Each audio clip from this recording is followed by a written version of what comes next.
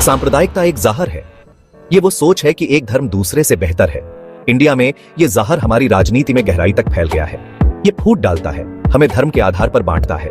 हिंदू और मुस्लिम जो कभी साथ मिलजुल कर रहते थे, अब एक दूसरे को शक की निगाह से देखते हैं। यही अविश्वास सांप्रदायिक हिंसा की जड़ है। नेता इस फूट का फायदा उठाते हैं। वो डर और असुरक्षा पर पलते बढ़ते हैं। समुदायों को एक दूसरे के खिलाफ भड़काकर वो अपनी ताकत बढ़ाते हैं। नतीजे बहुत बुरे होते हैं। दंगे होते हैं, जाने जाती है, घर बर्बाद होते हैं। हमारे देश का सामाजिक ताना बाना टूट जाता है। ये वो इंडिया नहीं है जिसका सपना हमारे स्वतंत्रता सेनानियों ने देखा था। उन्होंने एक ऐसे देश का सपना देखा था जहां सभी नागरिक बराबर हों, चाहे उनका धर्म कोई भी हो। लेकिन उनका सपना खतरे में है। सांप्रदायिकता जैसे सांप के अंडे से निकला जहर हमारे लोकतंत्र में फैल गया है और ये हमारे देश की नींव को ही खत्म कर सकता है। हमें इस जहर का विरोध करना होगा। हमें अपनी शेयर्ड ह्यूमैनिटी याद रखनी होगी। हमें एक ऐसे इंडिया के लिए लड़ना होगा जहां हर नागरिक शांति और सम्मान से बिना किसी डर और भेदभाव के रह सके। यही वो इंडिया है जिसे हमें बनाना है। एक ऐसा इंडिया जो हमारे संविधान की असली भावना को दर्शाता हो। जनवरी 2025, गुजरात।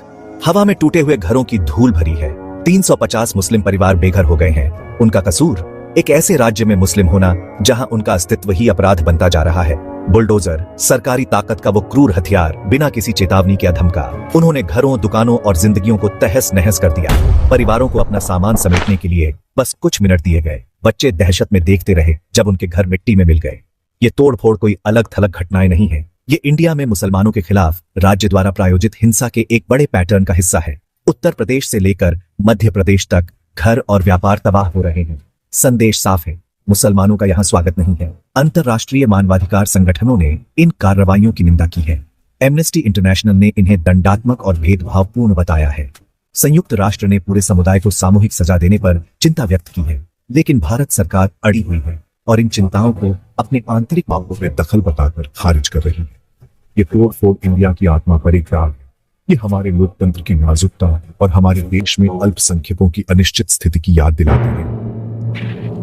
बुलडोजर न्याय, ये शब्द ही रूह कंपा देता है। इंडिया में मुसलमानों को बिना मुकदमे की सजा, घर तबाह, रोजगार बर्बाद, अवैध निर्माण के झूठे बहाने से। ये न्याय नहीं है, ये बदला है। ये कुछ लोगों की कथित गलतियों के लिए पूरे समुदायों को सजा देने का तरीका है। ये डर और धमकी की एक चाल है, असंतोष को दबाने के लिए। एमनेस्टी इंटरनेशनल ने डॉक्यूमेंटेड किया है। उनकी रिपोर्ट में इन तोड़फोड़ की मनमानी और मुस्लिम समुदायों पर इसके असमान प्रभाव का विवरण दिया गया है। उन्होंने इस बुलडोजर न्याय को खत्म करने का आह्वान किया है। लेकिन भारत सरकार टस से मस नहीं हुई। वो इन आलोचनाओं को दुष्प्रचार बताकर खारिज कर देती है। कानून और अपने नागरिकों के अधिकारों के लिए ये घोर अवहेलना बेहद परेशान करने वाली है। बुलडोजर न्याय हमारे लोकतंत्र के लिए एक कैंसर है। ये एक गहरी बीमारी का लक्षण है, बढ़ती असहिष्णुता और कानून के शासन की अवहेलना। जब तक इस कैंसर को जड़ से नहीं उखाड़ा जाता, तब तक सभी भारतीयों के लिए न्याय और समानता का वादा एक अधूरा सपना ही रहेगा। नवंबर 2024 में भारत के सुप्रीम कोर्ट ने बुलडोजर न्याय को असंवैधानिक घोषित कर दिया। कोर्ट ने घरों के मनमाने ढंग से तोड़फोड़ की निंदा की।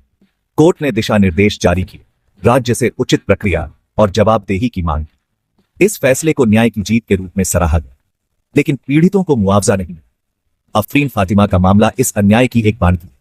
सुप्रीम कोर्ट का फैसला सही दिशा में एक कदम तो है, लेकिन पर्याप्त नहीं।